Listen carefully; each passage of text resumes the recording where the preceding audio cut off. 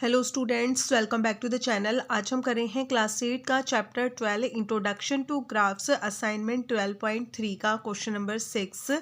The question is observe the graph given below and answer the following questions. तो यहाँ पर जो graph दिया गया है उसको ऑब्जर्व करना है आपने और फिर इन क्वेश्चनों के आंसर करने हैं। ठीक है, तो इसका फर्स्ट पार्ट है change in y when x changes from 0 to 2। तो y के अंदर क्या चेंज हुआ है वो आपको बताना है जब x चेंज हुआ है 0 से 2, और y में क्या चेंज हुआ है जब x चेंज हो रहा है 2 to 4। ठीक है, तो इस टाइप से ये सारे क्वेश्चंस हैं और इनके हमें आंसर करने हैं। ठीक है, तो उसके लिए आपको सबसे पहले जो ये पॉइंट्स दिए गए हैं इनके हम लिखेंगे कोऑर्डिनेट्स। ठीक है, तो यहाँ पर देखो, जब हमारा x एक्सिस पर 0 है, यानी कि जब हमारा x कोऑर्डिनेट 0 है तो y कोऑर्डिनेट 8 है। तो इस पॉइंट के कोऑर्डिनेट्स हैं 0, 8, और इस पॉइंट के कोऑर्डिनेट्स हैं x2 है और y हमारा 4 है, 2, 4। ठीक है, x यहाँ पर 4 है और y भी 4 है, तो x और y दोनों के कोऑर्डिनेट्स 4, 4। यहाँ पर x कोऑर्डिनेट है 8 एंड y कोऑर्डिनेट है 0। ठीक है, जब y हमारा 0 है तो x हमारा 8 है।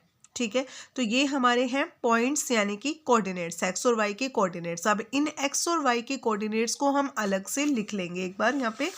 ठीक है, तो यहाँ पर हम लिखेंगे x और यहाँ हम लिखेंगे y। तो x और y की वैल्यूज लिखेंगे बेटा यहाँ पे। जब x हमारा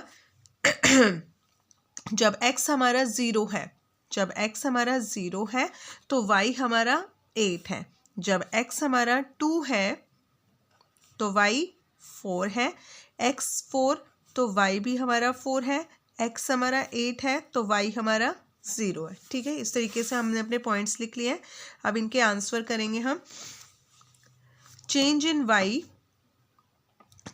y when x changes from 0 to 2। ठीक है, y के अंदर चेंज बताइए जब x चेंज हो रहा है हमारा 0 से 2। जब x चेंज हो रहा है 0 से 2, तो देखो बेटा, जब हमारा x 0 से 2 में चेंज हो रहा है तो y में क्या चेंज हुआ, y में चेंज क्या हो जाएगा, तो y में चेंज हो रहा है हमारा, जब x 0 से 2 हो गया तो y हमारा 8 से 4 हो गया है। y हमारा 8 से 4 हो गया, यानी कि y की वैल्यू हमारी कम हुई है, डिक्रीज हुई है। ठीक है, तो इसको हम लिख सकते हैं कि वो 8 से 4 हुआ है, यानी कि वो कम हुआ है। तो कितना कम हुआ है, 4 कम हुआ है, तो यहाँ पर हम लिखेंगे इसका आंसर हो जाएगा हमारा -4। ठीक है, कैसे करेंगे, जो हमारी जो नीचे वाली वैल्यू है उससे हम ऊपर वाली वैल्यू को माइनस करते हैं। ठीक है, जैसे 4 - 8, यानी कि आंसर है इसका -4। ठीक है, तो y में क्या चेंज हो गया, y हमारा -4 हो जाएगा। ठीक है, नेक्स्ट है change in y when x changes from 2 to 4। तो y के अंदर चेंज बताइए जब x चेंज हो रहा है फ्रॉम 2 to 4। जब x हमारा 2 से 4 में चेंज हो रहा है, x हमारा 2 से 4 में चेंज हो रहा है तो y में क्या चेंज होगा, y हमारा क्या हो रहा है, 4 से 4 हो गया, यानी कि पहले भी y 4 था और अब भी हमारा y 4 है। तो इसमें यहाँ पर कुछ भी चेंज नहीं हुआ है, 4 - 4 यानी कि 0। ठीक है, कोई चेंज नहीं हुआ यहाँ पे, हमारा y 0। ठीक है, y में कोई चेंज नहीं है। नेक्स्ट है क्वेश्चन, थर्ड पार्ट इसका, change in y when x change from 4 to 8। y के अंदर चेंज बताइए जब x चेंज हो रहा है 4 to 8, 4 से 8 बन गया है। जब x हमारा 4 से 8 हो गया है तो y हमारा 4 से 0 हो गया है, 4 से 0। तो पहले y हमारा 4 था, उसके बाद y 0 हो गया, यानी कि y की वैल्यू डिक्रीज हो रही है। तो जब भी डिक्रीज की बात होती है बेटा, साइन हमारा माइनस का लगता है, और कितना कम हो रहा है, 4 कम हो रहा है, 4 पॉइंट कम हुए हैं y के। ठीक है, तो यहाँ पर इसका आंसर आ जाएगा -4। और अगर आप इसको लिखना चाहते हो, लिख के देखना चाहते हो, तो ऐसे होगा कि जो नीचे वाली वैल्यू है उससे आपने ऊपर वाली वैल्यू को माइनस कर देना है, जैसे 0 - 4, तो आंसर आ जाएगा -4। और इसका आप एक सिंपली आप इसको अच्छे से समझो कि y पहले हमारा 4 था और अब y की वैल्यू हमारी 0 हुई है। तो पहले y की वैल्यू ज़्यादा थी, अब y की वैल्यू कम हो गई है, डिक्रीज हो गई है। जब भी वैल्यूज़ डिक्रीज होती है तो साइन हमारा माइनस का लगता है, इसलिए हम यहाँ पे -4 लगाएंगे। ठीक है, नेक्स्ट है इसका part, change in y when x changes from 0 to 8।